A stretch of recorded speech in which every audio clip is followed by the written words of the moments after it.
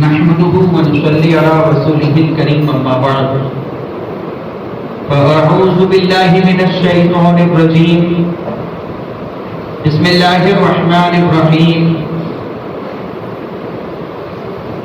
إن الله وملائكته يصلون على النبي يا أيها الذين آمنوا صلوا عليه وسلموا تسليما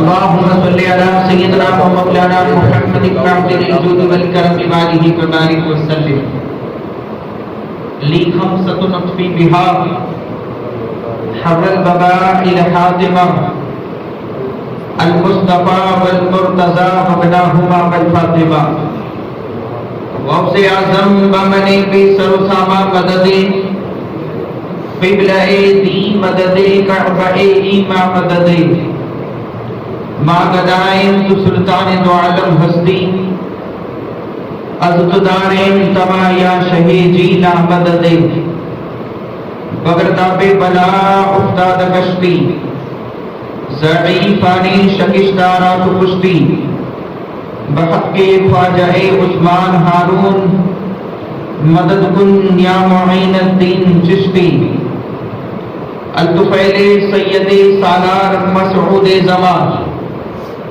شیر حق شاہ شہیدہ فاتح ہندوستان فاتح غالب نمبر ہر یکے از دشمنا ہم مرا خوشحال گرداں اے خدائے دو جہاں اے اشرف زمانہ زمانے مدد نما درہائے بستراز کلید کرم کشا اشرف نہنگ دریا دریا وسیلہ دارد دشمن ہمیشہ پرغم با ذکر تو دوست دارد دستگیری کر خدایا دستگیروں کے لیے عبد توابی حبیب باشفا کے واسطے یعنی حضور حبیب ملت نائب غوث الورا کے واسطے ادب اور احترام کے ساتھ درود پاک پڑھیں گے اللہم صلی اللہ سیدنا مولانا محمد بن عبد الجود والکرم وعلیہ وبارک وسلم صلاۃ و سلام علیک یا رسول اللہ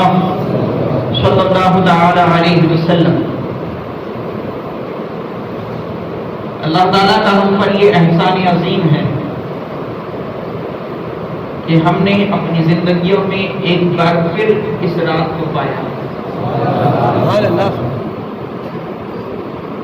اب یہ کچھ شخص کی خوش نصیبی ہوگی جو اس کی عظمت کو جان کر رات غفلت میں نہ گزارے، کیونکہ آج ہی کی رات کو چھٹکارے کی رات کہا گیا، آج ہی کی رات کو بخشش کی رات کہا گیا، آج ہی کی رات کو کفارے کی رات کہا گیا، آج ہی کی رات کو قسمت اور تقدیر کی رات کہا گیا، آج ہی کی رات کو شفاعت کی رات کہا گیا، آج ہی کی رات کو فرشتوں کی عید کی رات کہا گیا۔ تو بہت ساری نسبتیں، برکتیں، نعمتیں، رحمتیں یہ رات اپنے اندر سمیٹے ہوئے تھی۔ اب دعا کریں کہ اللہ تعالیٰ ہمیں اور ہماری نسلوں کو یہ رات بار بار میسر کرے۔ کچھ باتیں میرے اور آپ کے نفس کی اصلاح کے لیے، اس دعا کے ساتھ کہ اللہ تبارک و تعالیٰ جو میں کچھ بیان کروں مجھے اور آپ کو سختی کے ساتھ عمل کی توفیق عطا فرمائے۔ حضرت سہل رحمۃ اللہ تعالیٰ علیہ کا قول ہے کہ خدا سے محبت کی نشانی محبت قرآن ہے۔ خدا اور خدا سے محبت کی نشانی محبت قرآن ہے۔ خدا اور قرآن سے محبت کی نشانی نبی سے محبت ہے۔ اسٹیپ بائی اسٹیپ سمجھیں آپ۔ خدا سے محبت کی نشانی محبت قرآن، خدا اور قرآن سے محبت کی نشانی نبی سے محبت، اور نبی سے محبت کی نشانی نبی کی سنت سے محبت۔ نبی سے محبت کی نشانی سنت کی محبت ہے، اور سنت سے محبت کی نشانی آخرت سے محبت ہے۔ اور آخرت سے محبت کی نشانی دنیا سے نفرت کا نام ہے. اور آخرت سے محبت کی نشانی دنیا سے نفرت کا نام ہے. اور دنیا سے نفرت کی نشانی دنیا کے معمولی سے مال پہ راضی ہو جانا ہے اور اس کو آخرت کے لیے خرچ کر دینا. تو پتہ یہ چلا جو دنیا کے معمولی سے مال پہ راضی ہو گیا اور جس نے اس مال کو آخرت کے لیے خرچ کر دیا اسے دنیا سے نفرت ملی. جس نے یہ کیا اسے دنیا سے نفرت ملی. تو جسے دنیا سے نفرت ملی اسے آخرت سے محبت ملی. جسے آخرت سے محبت ملی اسے سنت کی محبت ملی. جسے سنت سے محبت ملی اسے محبت رسول ملی. اور جسے محبت رسول ملی اسے محبت قرآن ملی. اور جسے محبت قرآن ملی اسے محبت خدا ملی. جسے محبت قرآن ملی اسے رب کی محبت ملی. دوستو دنیا اور آخرت کی مثال تو سوتنوں جیسی ہے. امام غزالی نے لکھا میرا اپنا جملہ نہیں. کیا بات ہے. دنیا اور آخرت کی مثال دو سوتنوں جیسی ہے. ایک کو راضی کرو گے دوسری ناراض ہو جائے گی. ایک کے قریب ہوئے تو دوسری سے اتنا ہی دور ہو جاؤ گے. کیونکہ دنیا اور آخرت کے بیچ مشرق اور مغرب جتنا فاصلہ ہے. دنیا اور آخرت کے بیچ پورب اور پشچم جتنا ڈسٹینس ہے. جتنا ایک کے قریب ہوئے اتنا ہی دوسری سے دور ہوتے چلے جاؤ گے. کیونکہ دل ایک ہے. دل ایک ہے. اور دل جب کسی ایک کے ساتھ بزی ہوگا تو اس وقت اس کی اپوزٹ کے ساتھ کوئی بزی نہیں ہو سکتا. تو دل میں اگر دنیا ہی دنیا ہے تو پھر فکر آخرت نہیں. اور اگر دل میں فکر آخرت ہے تو پھر دنیا نہیں. یاد رکھو جس نے آخرت کو پسند کیا اس نے دنیا کا نقصان کیا. اور جس نے دنیا کو پسند کیا اس نے آخرت کا نقصان کیا. اور حقیقت یہ ہے کہ دنیا پانی ہے ایک دن فنا ہو جائے گی. اور آخرت کی زندگی ہی وہ زندگی ہے جو ہمیشہ رہے گی. تو پھر اس کو پسند کرو نا جس کا نفع دائمی ہو, جس کا نفع ہمیشہ کا ہو. اس کو بھول جاؤ جو چند دنوں کی ہو. ہم کیوں نہیں سمجھتے کہ دنیا خدا کی دشمن ہے؟ ہم کیوں نہیں سمجھتے کہ دنیا خدا کی دشمن ہے اور مسلمان خدا کا دوست؟ اور قاعدہ یہ ہے کہ جب کوئی کسی کو دوست بناتا ہے تو اپنے دوست کے دشمن کو بھی اپنا دشمن سمجھتا ہے. قاعدہ یہ ہے کہ جب کوئی کسی کو دوست بناتا ہے تو اپنے دوست کے دشمن کو اپنا دشمن سمجھتا ہے. لیکن آج ہم نے تو دنیا کو دوست بنا رکھا ہے. پیارے آقا کریم صلی اللہ تعالی علیہ وسلم ارشاد فرماتے ہیں اللہ تعالیٰ کو اپنی مخلوق میں سب سے زیادہ ناپسندیدہ یہی دنیا ہے. اللہ تعالیٰ کو اپنی مخلوق میں سب سے زیادہ ناپسندیدہ یہی دنیا ہے. حضور فرماتے ہیں خدا نے جب سے دنیا کو پیدا فرمایا, بتا دیں آپ کو فرق ہے نا دنیا. خدا نے جب سے دنیا کو پیدا فرمایا کبھی نظر رحمت سے نہیں دیکھا. تو خدا نے آج تک جس کو نظر رحمت سے دیکھا ہی نہیں اس کے پیچھے جا رہے. آج کی رات سدھر کے توبہ کرنے کی, آج کی رات جاگنے کی نہیں ہے, آج کی رات عبادت کی. یہ ٹاپک ہی اس لیے چھیڑا ہے کہ کچھ میرے اور آپ کے دل پہ اثر کر جائے اور ہم توبہ کر لیں اور اللہ ہم کو معاف فرماتے. کیا ہے دنیا؟ دنیا کی حیثیت کیا ہے؟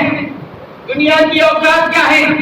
سرکار مولا کائنات کرم اللہ تعالیٰ وجہ کریم ارشاد فرماتے ہیں دنیا کی 6 چیزیں ہیں. دنیا کی کتنی چیزیں ہیں؟ 6 چیزیں. ایک کھانے کی, ایک پینے کی, ایک پہننے کی, ایک سوار ہونے کی, ایک شادی کرنے کی, ایک سونگھنے کی. دھیان سے سننا, یہ ان کا قول ہے جس کے بارے ان کے بارے میں حضور نے فرمایا انا مدینۃ العلم وعلی بابھا, کہ میں علم کا شہر ہوں اور علی اس کے دروازہ. تو جس شہر علم کے جو دروازے ہیں یہ ان کا فرمان ہے. فرماتے ہیں مولا علی دنیا کی 6 چیزیں, کھانے کی, پینے کی, پہننے کی, سوار ہونے کی, شادی کرنے کی, سونگھنے کی. نمبر 1 مولا کائنات فرماتے ہیں دنیا میں کھانے کی سب سے عمدہ چیز شہد ہے. دنیا میں کھانے کی سب سے عمدہ چیز شہد ہے، لیکن اس کی حقیقت کیا ہے؟ یہ ایک مکھی کا تھوک ہے. فرماتے ہیں آگے دنیا میں پینے کی سب سے عمدہ چیز پانی ہے، لیکن اس میں اچھے برے سب شریک ہیں. آگے فرماتے ہیں دنیا میں پہننے کی سب سے عمدہ چیز ریشم ہے، لیکن اس کی حقیقت کیا ہے؟ وہ ایک کیڑے کا بنا ہوا ہے. فرماتے ہیں آج دنیا میں سوار ہونے کی سب سے بہترین سواری گھوڑا ہے. مولا علی نے کہا ہے، میں نے اور تم نے نہیں کہا. فرماتے ہیں دنیا کی سب سے بہترین سواری گھوڑے کی، لیکن اسی پر آدمی کو قتل کیا جاتا ہے. مولا کائنات فرماتے ہیں دنیا میں شادی کی سب سے عمدہ چیز عورت.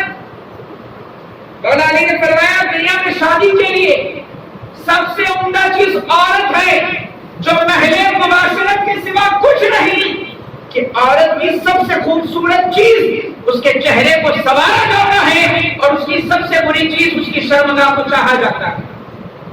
مولا کائنات فرماتے ہیں دنیا میں سونگھنے کی سب سے عمدہ چیز مشک ہے، لیکن اس کی حقیقت کیا ہے؟ وہ خون ہے. لیکن اس کی حقیقت کیا ہے؟ کہ وہ خون ہوتا ہے.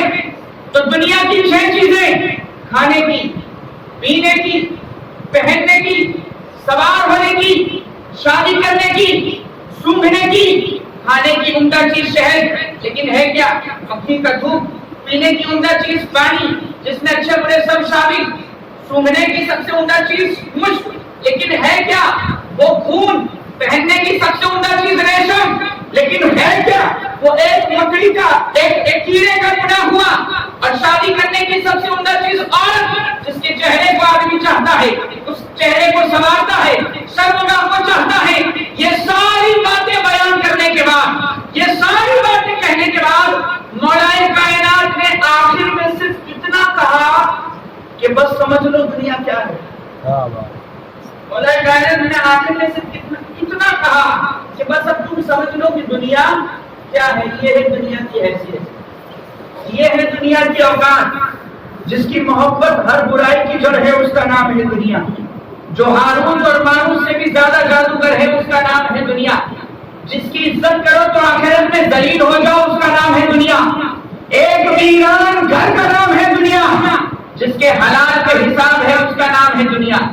جس کے حرام پہ عذاب ہے اس کا نام ہے دنیا. جو چلی جائے تو دل میں حسرت چھوڑ دے اس کا نام ہے دنیا. جو آ جائے تو بے شمار دکھ لے کے آئے اس کا نام ہے دنیا. اس کا نام ہے دنیا. یہ دنیا کی حیثیت ہے، یہ دنیا کی اوقات ہے. جو آدمی خدا سے دنیا مانگتا ہے، خدا سے دنیا مانگتا ہے، وہ گویا کتوں کی طرح زندگی بسر کرنے میں تیار ہے. اے دنیا کا مال جمع کرنے کی فکر کرنے والوں، اے دنیا کا مال اکٹھا کرنے کی فکر کرنے والوں، کیا اس دولت کو خرچ کرنے کے لیے تم نے اپنی زندگی کے دنوں کو بھی اکٹھا کیا ہے؟ دنیا مردار ہے، مردار. جو اس کو پانا چاہتا ہے وہ کتے کی طرح زندگی بسر کرنے کے لیے تیار ہے. جو خدا سے دنیا کا مال مانگتا ہے گویا وہ قیامت میں خدا کے سامنے حساب کے لیے بہت دیر تک رکنے کا سوال کر رہا ہے. وہ گویا خدا کے سامنے قیامت میں بہت دیر تک رکنے کا سوال کر رہا ہے. ہم کیوں نہیں سمجھتے کہ دنیا خدا کی دشمن ہے؟ ہم کیوں نہیں سمجھتے؟ ہم کب آخرت کی طرف آئیں گے؟ افسوس ہوتا ہے آج کے آدمی پر جو مال کی کمی کو تو کم سمجھتا ہے لیکن اعمال کی کمی کو کم نہیں سمجھتا. دولت کی کمی کو تو کم سمجھتا ہے لیکن عبادت کی کمی کو کم نہیں سمجھتا. پیسے کی کمی کو تو کم سمجھتا ہے لیکن ثواب کی کمی کو وہ کم نہیں سمجھتا. انسان دنیا تلاش کر رہا ہے لیکن اسے موت تلاش کر رہا ہے. وہ موت سے غافل ہے لیکن موت اس سے غافل نہیں ہے. حضور پاک صلی اللہ تعالی علیہ وسلم فرماتے ہیں ان قریب میری امت پر ایسا زمانہ آنے والا ہے، بہت جلد میری امت پر ایسا زمانہ آنے والا ہے کہ میری امت 5 چیزوں سے محبت کرے گی اور 5 کو بھول جائے گی. 5 چیزوں سے محبت کرے گی اور 5 کو بھول جائے گی. دنیا سے محبت کرے گی، آخرت کو بھول جائے گی. مال سے محبت کرے گی، یوم حساب کو بھول جائے گی. مخلوق سے محبت کرے گی مگر خالق کو بھول جائے گی. گناہوں سے محبت کرے گی مگر توبہ کو بھول جائے گی، مکانوں سے محبت کرے گی مگر قبر کو بھول جائے گی۔ آج دیکھ لو یہی حال ہے، نہ آخرت کی یاد ہے، نہ حساب کی فکر ہے، نہ رب کا ذکر ہے، نہ قبر کی تیاری۔ اچھا یہی تو ہو رہا ہے دنیا میں، ہم کب آخرت کی طرف آئیں گے؟ ایک شخص سفر پہ کہیں جا رہا تھا، سفر پہ جانے سے پہلے وہ حضرت حاکم رحمۃ اللہ علیہ کی بارگاہ میں پہنچا اور حضرت حاکم سے جا کے وہ آدمی کہتا ہے حضور سفر پہ جا رہا ہوں کچھ نصیحت فرمائیں۔ تو حضرت حاکم نے جو اس کو نصیحت کی، اگر اس پر ہم عمل کر لیں تو دنیا سے لے کر قبر، قبر سے لے کے حشر تک کا بیڑا پار ہے۔ حضرت حاکم فرماتا ہے مجھے نصیحت چاہیے، کہتا ہے ہاں جا رہا ہوں سفر پہ کچھ نصیحت عطا فرمائیں۔ تو حضرت حاکم فرماتے ہیں سن، اگر سفر میں تجھے سچا دوست چاہیے تو خدا تیرے لیے کافی ہے۔ سمجھو، اگر سفر میں تجھے سچا دوست چاہیے تو خدا تیرے لیے کافی ہے، اگر سفر میں تجھے ساتھی چاہیے تو کرامن کاتبین تیرے لیے کافی ہے، اگر سفر میں تجھے نصیحت چاہیے تو دنیا نصیحت کے لیے کافی ہے، اگر سفر میں تجھے مونس اور غمخوار چاہیے تو قرآن مجید تیرے لیے کافی ہے، اگر سفر میں تجھے بزی ہونا ہے تو عبادت میں بزی ہو جانا، اگر سفر میں تجھے عبرت چاہیے تو موت عبرت کے لیے کافی ہے۔ یہ ساری باتیں بیان کرنے کے بعد حضرت حاکم نے آخر میں کہا کہ میں نے یہ جو ساری کچھ چیزیں تجھے بتائی، اگر تجھے پسند نہیں تو جہنم تیرے لیے کافی ہے، اگر تجھے پسند نہیں تو جہنم تیرے لیے کافی ہے۔ سفر میں سچا دوست چاہیے تو خدا تیرے لیے کافی، ساتھی چاہیے تو کرامن کاتبین تیرے لیے کافی، عبرت چاہیے تو دنیا عبرت کے لیے کافی، نصیحت چاہیے تو موت اس کے لیے کافی، کوئی تجھے انسیت دے تو قرآن مجید تیرے لیے کافی۔ دوستو اس مسافر خانہ دنیا میں اللہ کے ذکر سے بڑھ کر کوئی نعمت نہیں، رب کے عبادت سے بڑھ کر کچھ فائدے مند نہیں۔ میں بھی دل پہ ہاتھ رکھ کے سوچوں، آپ کے دل پہ ہاتھ رکھ کے سوچیں کتنی عبادت ہم کر رہے ہیں، کتنا ذکر رب کا کر رہے ہیں، کتنا قرآن پڑھ رہے ہیں، قرآن مجید ہم کتنی تلاوت کر رہے ہیں، کرامن کاتبین ہمارے کون سے اعمال لکھ رہے ہیں، دنیا سے ہم نے کیا سیکھا، موت سے کیا نصیحت لی۔ اگر ان میں سے ہم نے کچھ نہیں کیا تو حضرت حاکم فرماتے ہیں تو پھر جہنم کافی، تو پھر جہنم کافی ہے۔ یہ میرے لیے بھی ہے، آپ کے کیا گارنٹی ہے اگلے سال شب برات دیکھنے کو ملے گی کہ نہیں؟ موقع ہے ہم توبہ کی طرف۔ آج مکان کے لیے جھگڑا، یہ بھی تو دنیا ہی ہے، دنیا کی چیزیں ہیں۔ بنی اسرائیل میں ایک آدمی مر گیا اور اپنے پیچھے 2 بیٹے اور ایک مکان چھوڑ گیا۔ توجہ، بنی اسرائیل میں ایک آدمی مر گیا، اپنے پیچھے 2 بیٹے اور ایک مکان چھوڑ گیا۔ جب مکان کے بٹوارے کی بات آئی تو دونوں بھائی آپس میں لڑ پڑے، اتنا لڑے کہ مرنے مارنے میں تیار ہو گئے۔ جب دونوں بھائیوں کی لڑائی حد سے زیادہ بڑھ گئی تو جس مکان کے لیے وہ لڑ رہے تھے اس مکان کی اینٹ بول پڑی۔ لڑائی اس حد تک بڑھ گئی دونوں بھائیوں کی۔ دیکھیں مولانا ابو نور نے اپنی کتاب میں نقل کیا کہ دونوں بھائیوں کا جھگڑا جب حد سے زیادہ بڑھ گیا تو جس مکان کے لیے لوگ لڑ رہے تھے اس مکان کی اینٹ بولی، کیا بولی؟ بچوں میرے لیے لڑتے ہو، نہ لڑو، میری طرف دیکھو۔ اینٹ کہہ رہی ہے، اینٹ کی گفتگو دھیان سے سنیے گا، میری خاطر جھگڑ رہے ہو، میرے لیے لڑتے ہو، نہ لڑو، میری طرف دیکھو۔ وہ اینٹ کہتی ہے کہ کسی وقت میں بہت بڑا بادشاہ تھی۔ توجہ، یہ کس سے کہانی نہیں سنا رہا میں، کسی وقت میں بہت بڑا بادشاہ تھی اور 370 سال میں نے عمر پائی۔ دنیا میں کتنا؟ 370 سال میں نے عمر پائی۔ وہ ہسٹری بتا رہی ہے اپنی، میرے لیے لڑتے ہو، میں ایک وقت میں بہت بڑا بادشاہ تھی، 370 سال میں نے عمر پائی اور آخر کار ایک دن مجھے بھی موت آئی، مجھے دفن کیا گیا اور قبر میں 100 برس تک دفن رہی۔ 370 سال عمر پائی، قبر میں 100 سال تک دفن رہی۔ کہتی ہے یہاں تک کہ میری قبر میدان بن گئی، یہاں تک کہ میری قبر میدان بن گئی، اور جہاں مجھے دفنایا گیا تھا ٹھیک اسی جگہ سے 100 سال کے بعد مٹی کھودی گئی۔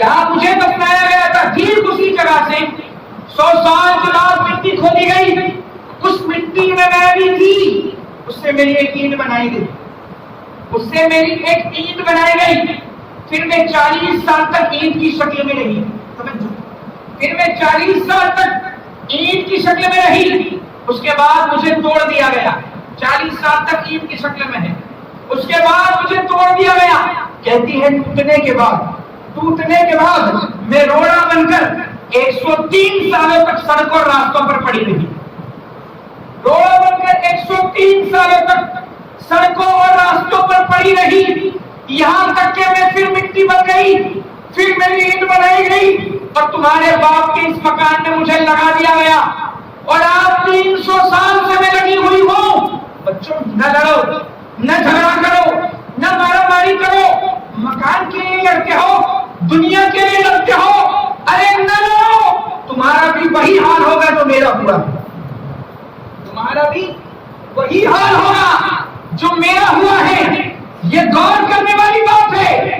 370 سال کی عمر کا بادشاہ حکومت کی، مر گیا، 100 برس قبر میں دفن رہا، وہاں سے مٹی کھودی، اینٹ بنی، 40 سال اینٹ رہی، پھر ٹوٹی، روڑا بن کے سڑک پہ 103 سال تک پڑی رہی، پھر مٹی بنی، پھر اینٹ بنی، مکان میں لگی، لگ کے بھی 300 سال ہو گئے، پتا چلا دنیا بڑی ناپائیدار، دنیا بڑی ناپائیدار ہے، یہ دنیا ہزار رنگ بدلتی ہے، اس کے کسی بھی چیز کو نہ دوام حاصل ہے نہ قیام حاصل ہے۔ آج آدمی مال کے لیے لڑتا ہے، دکان کے لیے لڑتا ہے، مکان کے لیے لڑتا ہے، اور کبھی کبھی تو ناجائز قبضہ بھی کر لیتا ہے۔ دکان مکان کے لیے راتوں کی نیند برباد کرنے والوں، یہ دکان مکان کی حیثیت ہی کیا ہے؟ اللہ والوں کی زندگی دیکھو، دکان بنا کے بزنس بسانا تو دور، انہوں نے تو خود کا گھر بھی نہیں بنایا، اللہ والوں نے تو اپنے گھر کی بھی فکر نہیں کی۔ دوستو، سرکار فاروق اعظم رضی اللہ تعالیٰ عنہ کے دور میں، دور فاروقی میں، حضرت ابو عبیدہ ابن الجراح کو ملک شام کا گورنر بنا دیا گیا۔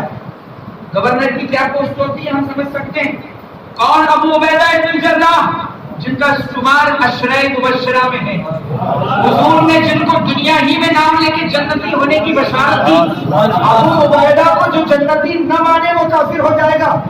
حضرت ابو عبیدہ ابن الجراح دور فاروقی میں ملک شام کے گورنر بن گئے، فاروق اعظم کا دور خلافت ہے۔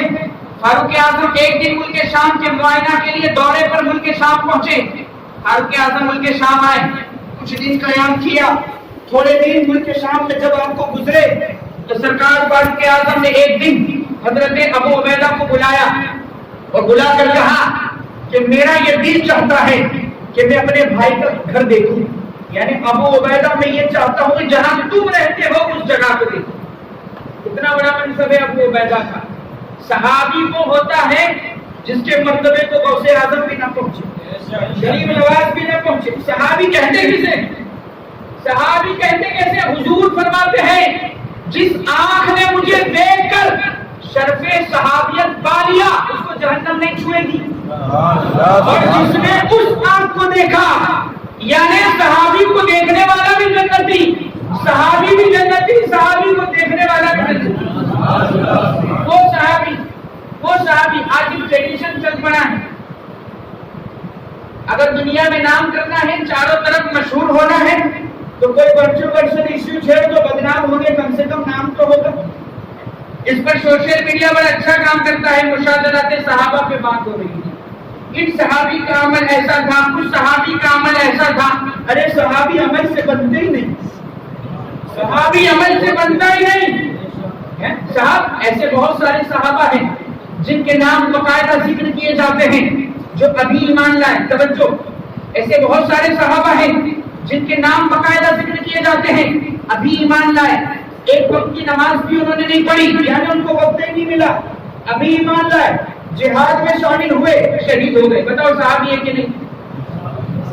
ابھی ایمان لائے، ایک وقت کی نماز کا ٹائم ان کو نہیں ملا، روزے کا ٹائم ان کو نہیں ملا، زکات کا ٹائم ان کو نہیں ملا، حج کا ٹائم ان کو نہیں ملا، ان کے پاس کوئی نیکی نہیں، ان کے پاس صرف ایک ہی نیکی ہے کہ کلمے کی صورت میں انہوں نے پیارے مصطفیٰ دیکھ ان کے پاس ایک ہی نیکی ہے کہ کلمے کی صورت میں انہوں نے پیارے مصطفیٰ کو دیکھ لیا ہے تو پتا چلا نیکیوں میں سب سے بڑی نیکی دیدار مصطفیٰ ہے، اور نماز سے بڑا اجر رکھتی ہے، روزے سے بڑا اجر رکھتی ہے، کیونکہ نماز پڑھ کے بندہ نمازی ہو سکتا ہے، روزہ رکھ کے روزہ دار ہو سکتا ہے، حج کر کے حاجی ہو سکتا ہے، لیکن صحابی نہیں ہو سکتا۔ صحابی اس کو کہتے ہیں جو کلمے کی صورت میں دیدار مصطفیٰ سے مشرف دیدار مصطفیٰ سے مشرف ہوتا ہے۔ زبان مت کھولو صحابہ پر۔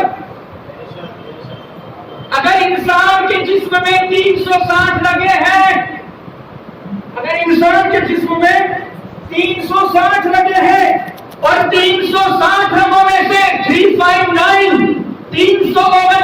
لگے صحابہ کی محبت میں ہو اور صرف ایک رگ صحابی کی عداوت میں ہو، وہ اللہ تعالیٰ اسی رگ سے تمہاری روح کو کھنچوائے گا اور تم عذاب کے گرفتار کیے جاؤ۔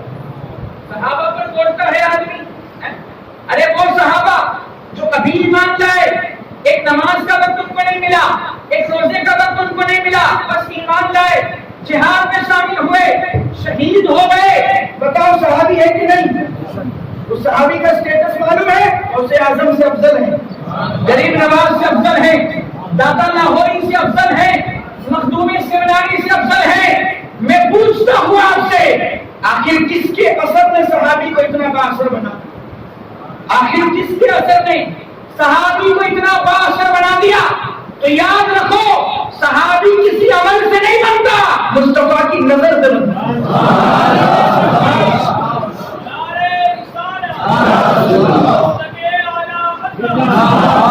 صحابی کسی عمل سے نہیں بنتا، مصطفیٰ کی نظر سے بنتا ہے۔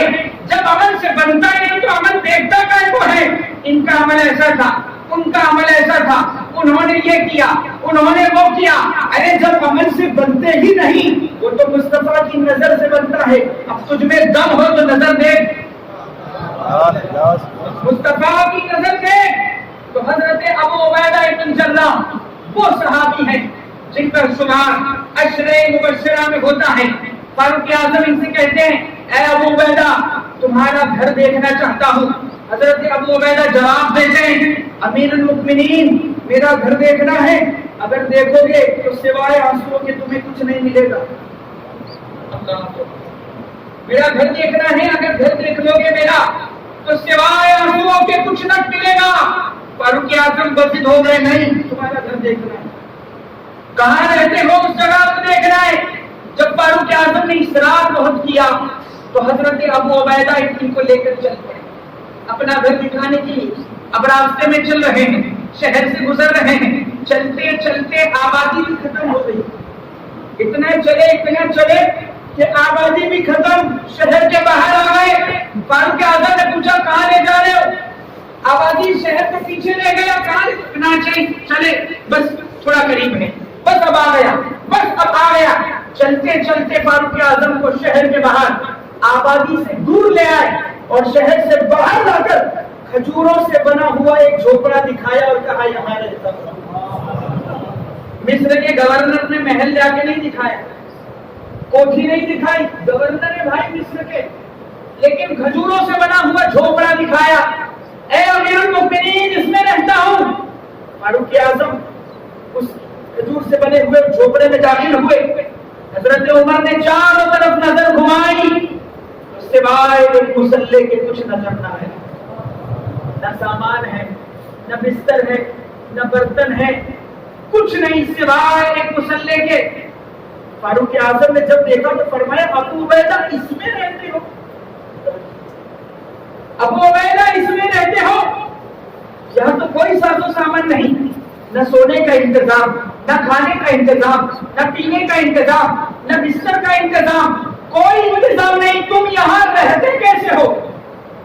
حضرت ابو عبیدہ بن جراح جواب دیتے ہیں، امیر المؤمنین الحمدللہ میری ضرورت کا سارا سامان موجود ہے۔ اللہ پر توکل کرنے والے کیسے؟ الحمدللہ میری ضرورت کا سارا سامان موجود ہے۔ ارے ذرا دیکھیں تو صحیح، یہ مسلح ہے، اس پر نماز پڑھ لیتا ہوں، رات کو اسی پر سو جاتا ہوں، اس پر نماز پڑھ لیتا ہوں، رات کو اسی پر سو جاتا ہوں۔ اس کے بعد حضرت ابو عبیدہ نے چھت کی طرف اپنا ہاتھ بڑھایا اور وہاں سے ایک پیالہ نکالا جو نظر نہیں آ رہا تھا، پیالہ دکھا کے بتایا برتن میں میرے پاس یہ ہے، برتن میں میرے پاس یہ ہے۔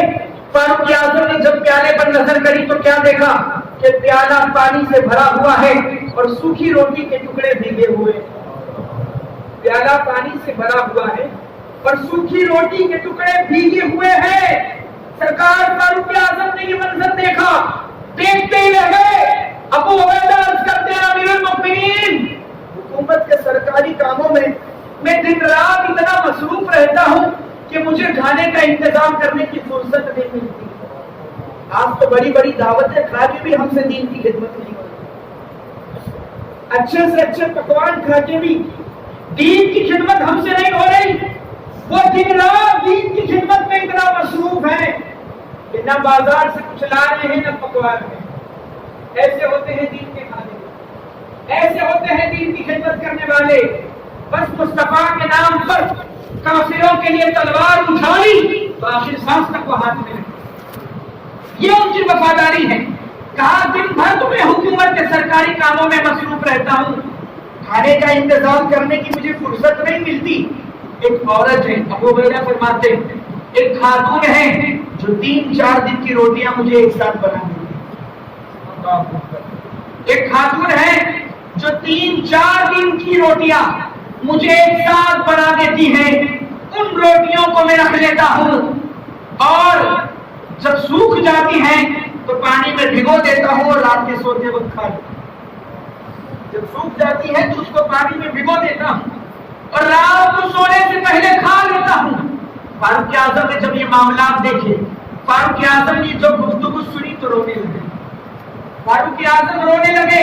حضرت عمر کو روتا دیکھ ابو عبیدہ کہتے ہیں عمر میں نے تو پہلے ہی کہا تھا گھر دیکھو گے تو سوائے رونے کے کچھ نہ ملے، میں نے تو پہلے ہی کہا تھا اگر میرا گھر دیکھ لو گے تو سوائے رونے کے تمہیں کچھ نصیب نہ ہوگا۔ اتنا سنا تو فاروق اعظم بول پڑے ابو عبیدہ اس دنیا کی ریل پیل نے ہم سب کو بدل دیا، اس دنیا کی ریل پیل نے ہم سب کو بدل دیا ہے، لیکن خدا کی قسم تم ویسے ہی ہو جیسا حضور کے سامنے، خدا کی قسم تم ویسے ہی ہو جیسے میرے آقا کے زمانے پاک میں تھے۔ اس دنیا نے تم پر کوئی اثر نہیں کیا۔ دوستو ابو عبیدہ شام کے مصر کے شام کے گورنر تھے، دنیا آپ کے قدموں میں ذلیل ہو کے آئی لیکن دنیا کی محبت آپ کے دل میں جگہ نہ بنا سکی۔ دنیا آپ کے قدموں میں ذلیل ہو کے آئی لیکن دنیا کی محبت آپ کے دل میں جگہ نہ بنا سکی۔ گورنر اپنے لیے بہت کچھ کر سکتا ہے لیکن مصر کا شام کا گورنر ہونے کے باوجود بھی ابو عبیدہ نے دین کی خدمت میں اپنے آپ کو اتنا بزی رکھا کہ نہ کبھی اچھے بستر پر آرام کیا نہ کبھی اچھا کھانا، نہ کبھی اچھے بستر پر آرام کیا اور نہ ہی کبھی اچھا کھانا کھایا۔ دوستو یہ دنیا ہم کب آخرت کی تیاری کی طرف آئیں گے؟ آج زمین کے ٹکڑوں کے لیے ہم لوگ کرتے ہوئے نظر آتے ہیں، دنیا کے مال کی اتنی فکر، دن رات دنیا کے مال کی فکر کرنے والوں کا انجام، دنیا سے محبت کرنے والوں کا انجام اتنا بھیانک ہے کہ ہم لوگ تصور کریں تو کانپ جائے۔ حضرت موسیٰ علیہ السلام ایک مرتبہ کسی راستے سے جا رہے تھے، ایک روتے ہوئے آدمی کے قریب سے گزرے، دیکھا کہ خوب بلک بلک کے رو رہا ہے۔ موسیٰ علیہ السلام چلے گئے جہاں جانا تھا وہاں، تھوڑی دیر کے بعد جب پھر لوٹ کر آئے تو دیکھا وہی شخص ویسے ہی رو رہا ہے، گئے جب بھی روتے دیکھا، آئے جب بھی روتے دیکھا۔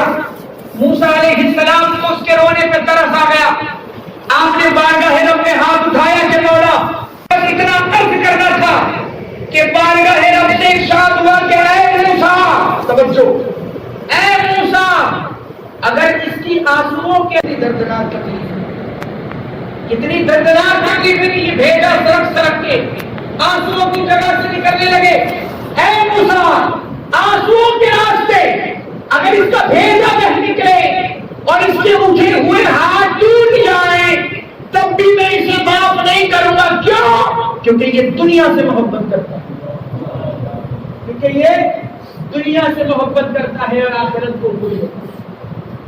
مکان دکان کی اتنی فکر، قبر سنوارنے کی کوئی چنتا نہیں. ایک بزرگ کرائے کے مکان میں رہتے تھے، بھاڑے کے گھر میں. ان کو کسی نے کہا ایک دن حضور برسوں سے بھاڑے کے مکان میں رہتے ہو، خود کا گھر کیوں نہیں بنا لیتے، خود کا مکان کیوں نہیں کرتے؟ ان بزرگ نے بڑا اونچا جواب دیا. وہ بزرگ فرماتے ہیں جب ایک دن سب کچھ چھوڑ کے مر ہی جانا ہے، جب ایک دن سب کچھ چھوڑ کے مر ہی جانا ہے تو چھوڑ جانے کو اپنا اور غیر دونوں کا گھر برابر ہے. جب ایک دن سب کچھ چھوڑ کے جانا ہے تو چھوڑ کر جانے کو اپنا اور غیر دونوں کا گھر دونوں برابر ہے. حضرت عیسیٰ فرماتے ہیں کہ جس طرح ایک برتن میں آگ اور پانی جمع نہیں ہو سکتے، اسی طرح دل میں دنیا اور آخرت کی محبت ایک ساتھ جمع ہے. یا تو وہی میں نے پہلے جو دہرایا، جس نے دنیا کو پسند کیا اس نے آخرت کا نقصان، اور جس نے آخرت کو پسند کیا اس نے دنیا کا نقصان کیا. ہم کب آخرت کی طرف آئیں گے؟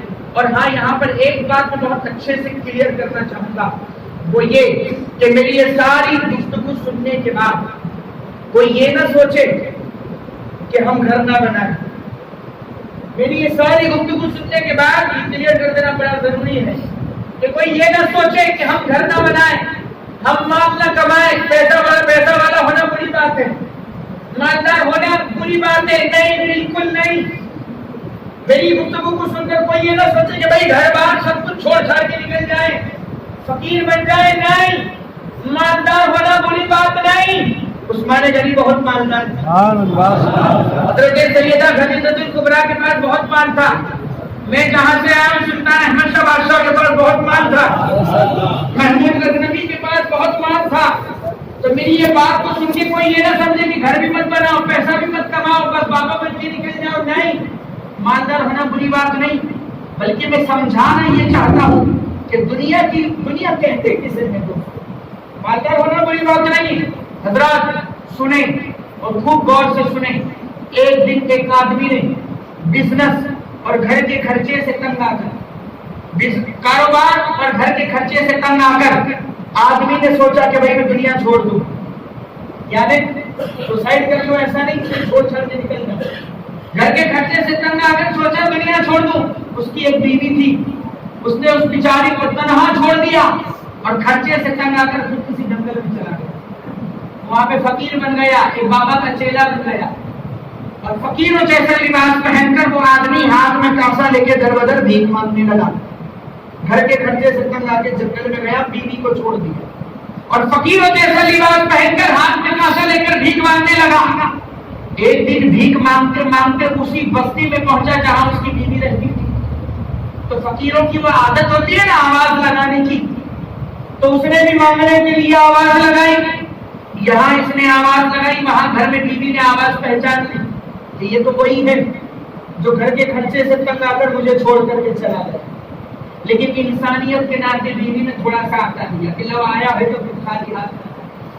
انسانیت کے ناطے اس نے تھوڑا سا آٹا دیا اور فقیر کو آٹا دینے کے لیے بیوی دروازے پر آئی اور آٹا دیتے ہوئے وہ عورت اس فقیر سے کہتی ہے کہ دیکھو اب تو تمہارے اور میرے بیچ میاں بیوی کا رشتہ نہیں رہا.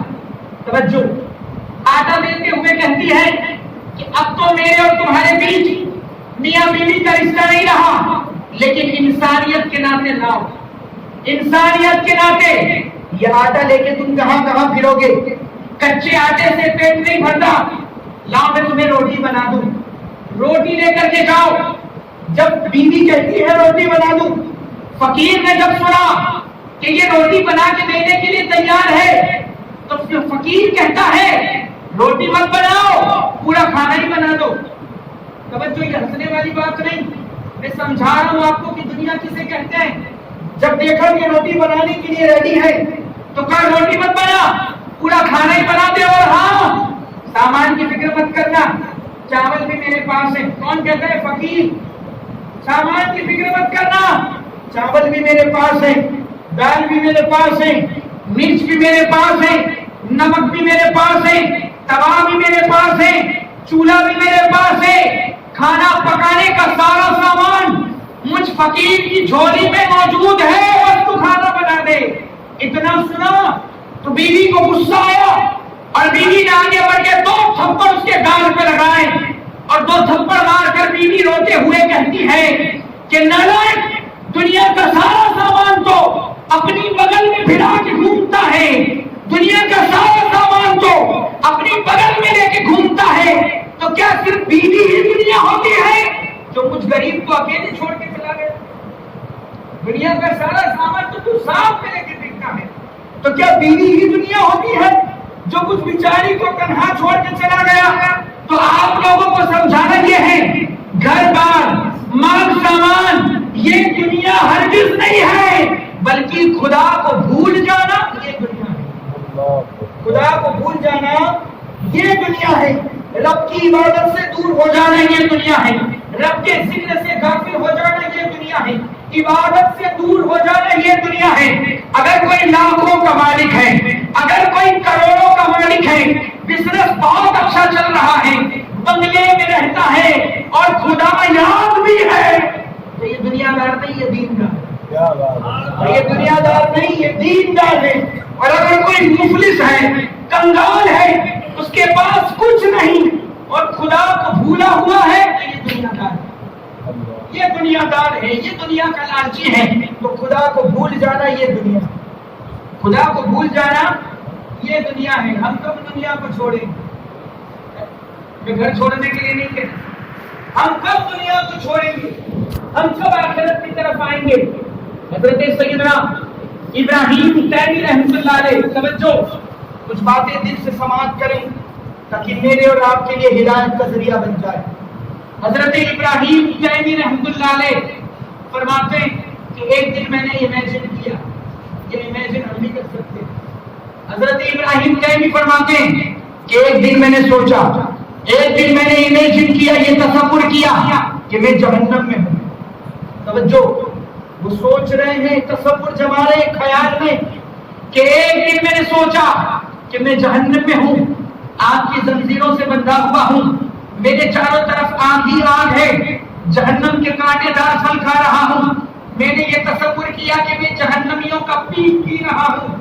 हजरत इब्राहीम तैमी कहते हैं, ये सोचने के बाद, इन तसव्वुरात के बाद मैंने अपने नफ्स को मुखातब किया।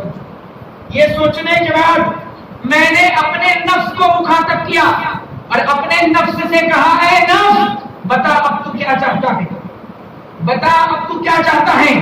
जहन्नम चाहता है या नजात चाहता है?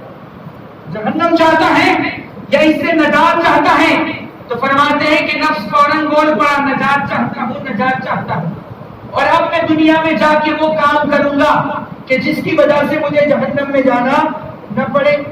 हजरत इब्राहीम तैमी फरमाते हैं, उसके बाद मैंने ये सोचा, ये इमेजिन किया, ये ख्याल जमाया कि मैं जन्नत में हूँ, मैं जन्नत में हूँ, वहां के फल खा रहा हूँ, वहां के मेवे खा रहा हूँ, जन्नत की नहरों से मशरूब पी रहा हूँ, भूरों से मुलाकात कर रहा हूँ। कहते हैं जन्नत के तसव्वुर के बाद मैंने फिर अपने नफ्स को मुखातब करके पूछा, ऐ नफ्स, बता तू अब तू क्या चाहता है? जहन्नम चाहता है या जन्नत चाहता है? तो कहते हैं नफ्स फौरन बोल पड़ा कि मैं जन्नत चाहता हूँ, जन्नत चाहता हूँ, और हाँ, अब मैं दुनिया में जाके ऐसे नेक अमल करूंगा कि जिसकी वजह से मुझे जन्नत की नेमत मिल जाए। ये दोनों तसव्वुर अपने जगह जवान। हजरत इब्राहीम तैमी कहते हैं कि जन्नत और जहन्नम के तसव्वुरात के बाद, जन्नत और जहन्नम के तसव्वुरात के बाद मैंने अपने नफ्स से जवाब मांगा, तो नफ्स ने मुझे जवाब दिया, और जब नफ्स ने मुझे जवाब दे दिया तो मैंने आखिर में फिर अपने नफ्स को मुखातब करके पूछा और जवाब मांगा कि ऐ नफ्स, जब तुझे जहन्नम नहीं, जब तुझे जन्नत चाहिए तो अब भी सोच ले, तेरे पास वक्त है। अब भी सोच ले, तेरे पास वक्त है, तुझे मोहलत मिली हुई है, तुझे टाइम मिला हुआ है। अब ये रास्ता तुझे तय करना है कि सुधर के जन्नत में जाना है या बिगड़ के जहन्नम में। सुधर के जन्नत में जाना है یا بگڑ کے جہنم میں جانا ہے؟ حضرات مہلت ابھی ہم کو بھی ملی ہوئی، ہم سب زندہ بیٹھے ہیں، مہلت ابھی ہم کو بھی ملی ہوئی، وقت ہم کو بھی ملا ہے۔ آج شب برات کی رات میں بھی طے کر لوں، آپ بھی طے کر لیں کہ ہم کو کون سے راستے میں چلنا ہے۔ یاد رکھو، اگر کسی کو ڈھیل اس لیے دی جا رہی ہے، اگر کسی کو مہلت اس لیے دی جا رہی ہے کہ وہ توبہ کر کے اللہ کا فرما بردار بندہ بن جائے، تو یہ ڈھیل یہ مہلت اس کے لیے نعمت ہے، یہ ڈھیل یہ مہلت اس کے لیے نعمت ہے۔ اور اگر کسی کو ڈھیل اس لیے مل رہی ہے، اگر کسی کو مہلت اس لیے مل رہی ہے کہ وہ اور زیادہ بڑے گناہ کر کے بڑے عذاب کا مستحق ہو جائے، تو یہ ڈھیل یہ مہلت اس کے لیے عذاب ہے، یہ ڈھیل اور یہ مہلت اس کے لیے عذاب ہے۔ ابھی میری بھی موت نہیں آئی ہے، ابھی تمہاری بھی موت نہیں آئی ہے، ہم بھی راستہ طے کر لے، دین ہمارے پاس بھی ہے، مہلت ہمارے پاس بھی ہے کہ ہم کو سدھر کے جنت میں جانا ہے یا بگڑ کے جنت میں جانا ہے، جہنم میں جانا ہے۔ یاد رکھو، اگر کسی کو ڈھیل مل رہی ہے اور پھر بھی وہ گناہوں سے نہ بچے، تو ایسے آدمی کو جہنم کے سب سے نچلے طبقے میں جھونک دیا جائے، ایسے آدمی کو جہنم کے سب سے نچلے طبقے میں جھونک دیا جائے گا۔ حضرات گرامی، ہمارے نفس کی وہ خواہشیں، توجہ، ہمارے نفس کی وہ خواہشیں، گناہوں کے وہ کام جس کے کرنے سے نفس کو مزہ آتا ہے، وہ کام جس کے کرنے سے نفس کو لذت ملتی ہے، جن گناہوں کے ہم عادی ہو چکے ہیں، ان کاموں کو چھوڑ دینا نفس پر ناگوار گزرتا ہے۔ گزرتا ہے کہ نہیں گزرتا؟ بھاری پڑتا ہے نا لوگوں کو، نفس پر ناگوار گزرتا ہے۔ تو اس کا آسان طریقہ یہ ہے کہ سوچے اور غور کرے۔ اگر کوئی کافر ڈاکٹر، توجہ، اگر کوئی کافر ڈاکٹر ہم سے یوں کہہ دے کہ ٹھنڈا پانی آپ کے لیے زہر کی طرح ہے، اگر آپ نے ٹھنڈا پانی پی لیا اسی وقت مر جاؤ گے، تو اب ہم کیا کریں گے؟ پانی پینا تو دور، ہاتھ لگانا تو دور، اس کے پاس بھی نہیں جائیں گے کہ کہیں پی لیا تو موت واقع ہو جائے گی۔ یہی ہوتا ہے نا۔ تو میں پوچھتا ہوں آپ سے، ڈاکٹر کی اس ہدایت کا ہم پر یہ اثر ہوا کہ زندگی ختم ہو جانے کے ڈر سے ہم نے ٹھنڈے پانی جیسی لذیذ نعمت کو چھوڑ دیا؟ حالانکہ یہ ایک انسان کا قول ہے، وہ بھی کافر انسان کا قول، جس کے قول میں جھوٹ کے 200 احتمال ہے، لیکن ہم نے عمل ایسا کیا۔ تو میں پوچھتا ہوں آپ سے، تو اللہ و رسول نے جن چیزوں سے دور رہنے کا حکم دیا، جن باتوں سے بچنے کا حکم دیا، جن کاموں کو چھوڑ دینے کا حکم دیا، اس کو چھوڑنے میں ہم پیچھے کیوں نظر آ رہے ہیں؟ اس کو چھوڑنے میں ہم پیچھے کیوں نظر آ رہے ہیں؟ گناہوں کی وہ عادتیں ہم سے کیوں نہیں چھوٹ رہی ہیں؟ جب ڈاکٹر کہتے تھے اتنا اثر ہوتا ہے، اللہ و رسول نے جن باتوں سے بچنے کا حکم دیا، ہم کیوں نہیں بچ رہے ہیں؟ آپ بھی سوچے، میں بھی سوچوں، اور دوسری بات یہ بھی سمجھ لے کہ جب آج گناہوں کی لذتوں کو چھوڑنا نفس پر ناگوار ہے، جب ہمارا نفس آج گناہوں کی لذت نہیں چھوڑ سکتا، تو کل جب شہوت کی لذت اور مضبوط ہو جائے گی تب کیسے چھوڑے گا؟ ارے حضرت، سوموار سے نماز چالو، محرم کے پہلے چاند سے نماز چالو ہوتا ہے کہ نہیں ہوتا؟ یہ بالکل لوکل وے میں بات کر رہا ہوں، تو جو میں نے سنا ہے اور میں نے اپنی آنکھوں سے ایسے لوگ بھی دیکھے ہیں، تم جاؤ نماز پڑھنے، ہم آتے ہیں، پھر وہ آتے ہی نہیں۔ جو آدمی کے منہ سے میں نے سنا، اس کا انتقال ہو گیا 2 سال پہلے، جب وہ مرا اس کے جنازے کو دیکھ کر میں نے اس کے اس جملے کو یاد کیا کہ ایک دن اس نے مجھ سے ایسا کہا تھا جب میں نے اس کو نماز کی دعوت دی تھی، چلو، تو نے کہا تم جاؤ، ہم آتے، یہ دنیا سے چلا گیا، نہ جانے قبر میں کیا حال ہے، کیا جواب دے گا؟ حضرات، جب آج گناہوں کی لذت ہم سے نہیں چھوٹتی، میں بہت قیمتی بات کرنے جا رہا ہوں۔ مولا علی فرماتے، کون بول رہا ہے یہ مت دیکھو، کیا بول رہا ہے اس پر غور، مجھے نہ دیکھے، میرے جملوں پر غور کریں۔ جب گناہوں کی لذت نفس سے آج نہیں چھوٹ رہی ہے، تو کل جب شہوت کی لذت اور مضبوط ہو جائے گی تب کیسے چھوٹے گی؟ جب آج نہیں چھوڑ رہا ہے تو کل جب شہوت کی لذت اور مضبوط ہوگی تب وہ کیسے چھوڑ پائے؟ جب نفس میں آج گرا گزر رہا ہے، کل جب مضبوط ہوگی کیسے چھوڑے گا؟ कैसे छोड़ पाएगा? इसको यूं समझ लो, अगर कोई हमसे ये कहे कि जा भाई वो झाड़ उखाड़ दे, और हम कहें आज नहीं 1 साल बाद उखाड़ूंगा, तवज्जो, अगर हमसे कोई कहे कि जा वो झाड़ उखाड़ दे, तो हम कहेंगे, हम अगर ये जवाब दे कि आज नहीं 1 साल बाद उखाड़ूंगा, हालांकि हम बहुत अच्छे से जानते हैं कि दिन ब दिन झाड़ की जड़ मजबूत होगी कि नहीं होगी? दिन ब दिन जड़ें मजबूत होगी और दिन ब दिन हमारे जिस्म की ताकत घटेगी, क्योंकि जैसे जैसे उम्र बढ़ेगी कमजोरी बढ़ेगी, जैसे जैसे उम्र बढ़ेगी कमजोरी बढ़ेगी। हजरात, झाड़ आज ना उखाड़ सके, 1 साल बाद क्या उखाड़े? 1 साल बाद क्या उखाड़ेगा? तो दिन ब दिन मजबूत होगा और दिन ब दिन तुम्हारी ताकत घटेगी। जब आज ना उखाड़ पाए तो कब उखाड़ोगे? गुनाहों की आदत आज नहीं छोड़ोगे, कल के वादे किससे कर रहे हो? जब शहवत की लज्जत मजबूत हो जाएगी तब बहुत मुश्किल हो जाएगा छोड़ना। याद रखो, दिन और रात ये बेहतरीन सवारियां हैं। इन सवारियों पे सवार होकर हमको आखिरत की तरफ अच्छा सफर करना है। दिन और रात ये सवारियां हैं और इन पे सवार होकर हमको आखिरत की तरफ अच्छा सफर करना है। दोस्तों, मौत अचानक आती है, तौबा में देर न करो। मौत अचानक आती है, मौत का वक्त पोशीदा है। दुनिया धोखे और फरेब में डाल रही है। शैतान और नफ्स, 2 खतरनाक दुश्मन, गुमराह करने की ताक में लगे हुए हैं। हर आदमी अपने गिरेबान में झांक कर देखे और अपने आप से सवाल करे, भी तौबा करने के लिए कौन से उम्र के इंतजार में हम लोग? भी तौबा करने के लिए कौन से उम्र का इंतजार कर रहे हैं? क्या आपने हजरत ईसा अलैहिस्सलाम का वो कौल नहीं सुना? हजरत ईसा फरमाते हैं दुनिया सिर्फ 3 दिन है, only 3 days। समझो, हजरत ईसा फरमाते दुनिया सिर्फ 3 दिन है। एक वो दिन जो गुजर गया, एक वो दिन जो गुजर गया और उसका तुम्हारे कब्जे में कुछ नहीं है। कुछ कब्जे में जा सकते हो आप 5 में वापस कुछ करने के लिए। एक वो दिन जो गुजर गया और उसका तुम्हारे कब्जे में कुछ नहीं। फरमाते हैं एक आने वाला दिन जिसके बारे में कोई गारंटी नहीं कि मिलेगा कि नहीं। और फरमाते हैं एक वो दिन जिसको तुम जी रहे हो, तो फरमाते हैं इसी को गनीमत जानो। और बड़ी ऊंची बात हुई, फरमाते हैं इसी को गनीमत जानो। और एक बुजुर्ग ने तो यहां तक कह दिया कि दुनिया सिर्फ 3 सांस है। दुनिया सिर्फ 3 सांस है।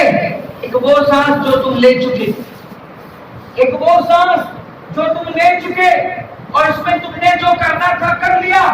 और फरमाते हैं एक वो सांस जो तुम ले रहे हो, और फरमाते हैं एक आने वाली सांस जिसके बारे में कोई गारंटी नहीं कि तुमको मिलेगी कि भी नहीं, क्योंकि दुनिया में ऐसे बहुत सारे सांस लेने वाले हैं जिनको मौत ने दूसरी सांस लेने का मौका नहीं दिया।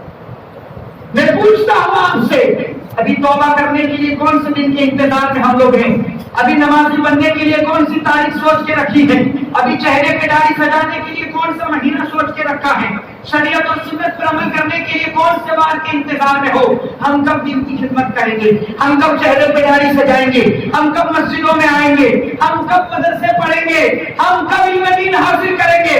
हम सोचते हैं कल कर लेंगे, परसों कर लेंगे, बाद में कर लेंगे, अभी तो पूरी जिंदगी बाकी है, फिर कभी कर लेंगे।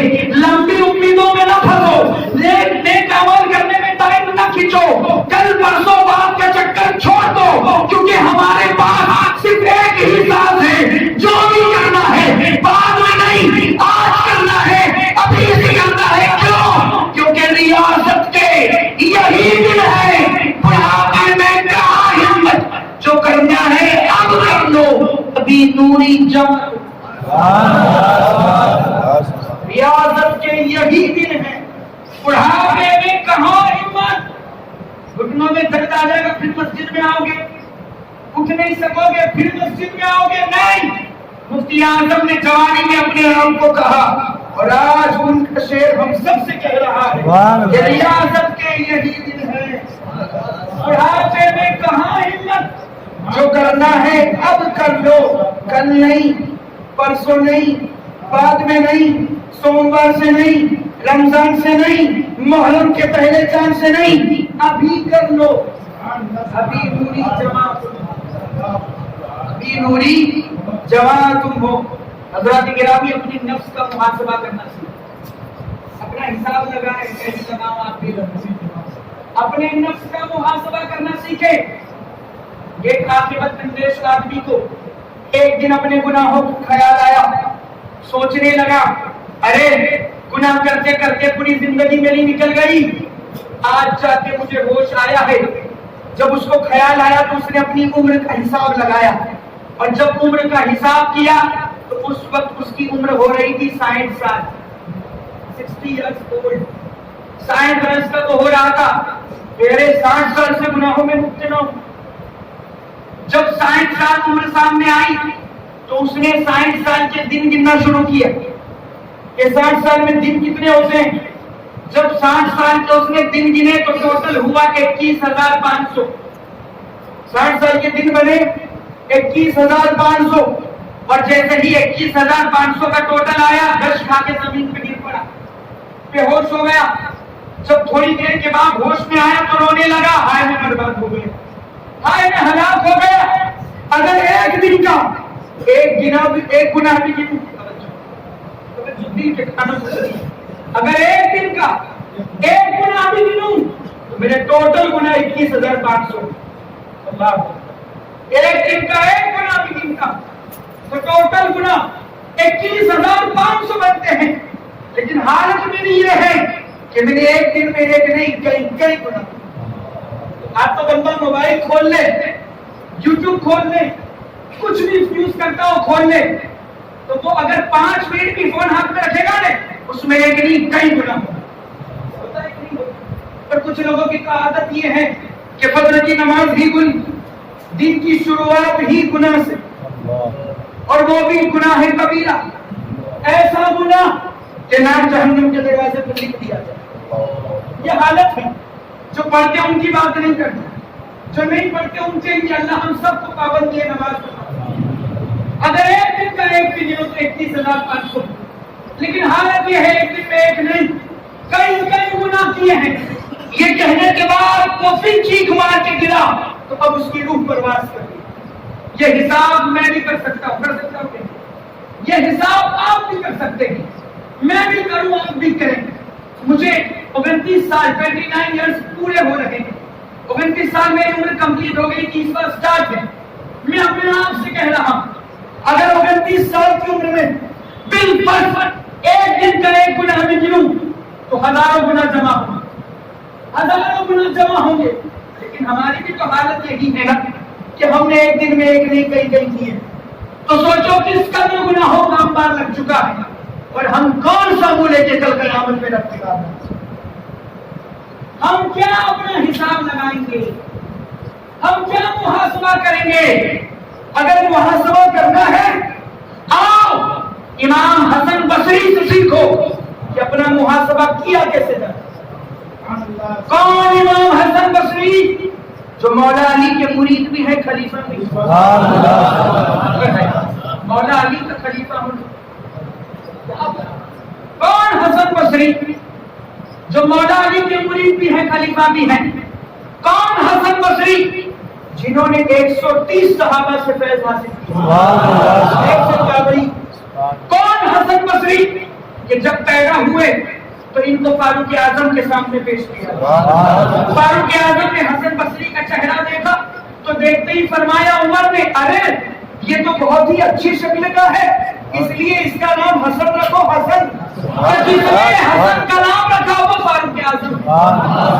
کون حسن بصری جن کی والدہ ام المؤمنین حضرت ام سلمہ کی کنیز تھی, جن کی امی ہماری ماں ام المؤمنین حضرت ام سلمہ کی کنیز تھی, ان کی والدہ کنیز تھی.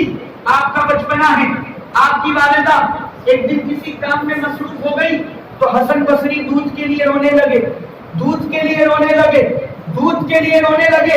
ام المؤمنین ام سلمہ نے گود میں لے لیا, اسراہ شفقت اپنا پستان مبارک حسن بصری کے منہ میں دے دیا, اور قدرتاً دودھ کے چند قطرے آپ نے پی لیے, اور انہی قطروں کی برکت سے اللہ نے ان کے سینے کو علم معرفت کے خزانے, اللہ تعالیٰ نے ان کے سینے سینے کو علم معرفت کے خزانے سے بھر دیا.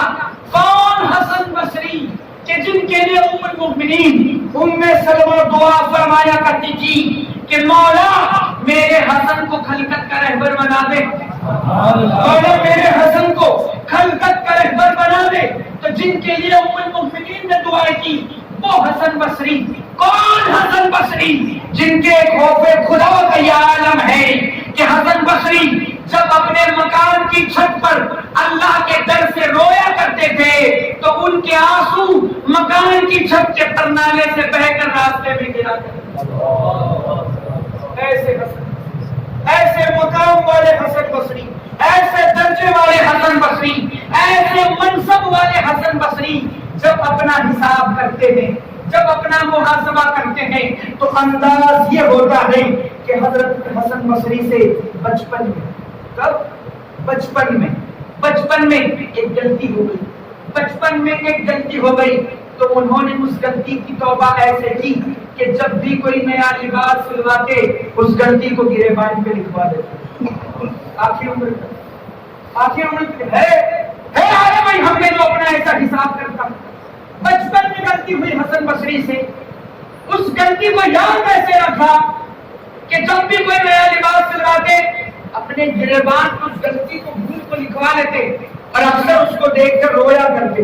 اتنا روتے کہ گشی آ جاتی آپ کو اور کہتے اگر کل قیامت میں اس پر سوال ہوا تو میں کیا جواب دوں. مقام دیکھا حسن بصری کا کیا ہے, منصب دیکھا کیا ہے, خوف خدا ایسا ہے, اپنا حساب ایسا ہے.